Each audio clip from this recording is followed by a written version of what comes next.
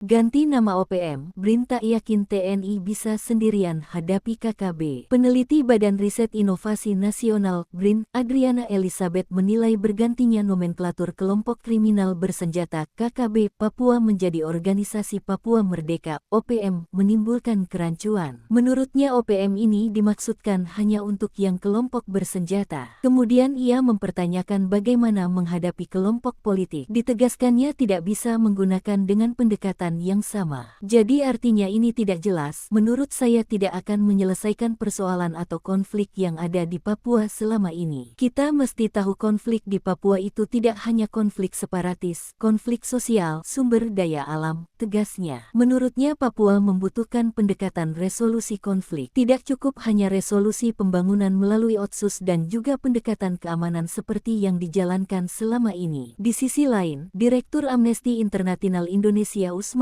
Hamid mengatakan perubahan istilah itu hanya di lingkungan TNI dan bersifat rahasia karena bersumber dari surat telegram Panglima TNI Jenderal Agus Subianto. Amnesty International Indonesia juga turut meminta pemerintah untuk memberi penjelasan terkait kebijakan pemerintah dalam menyelesaikan konflik di Papua sekarang.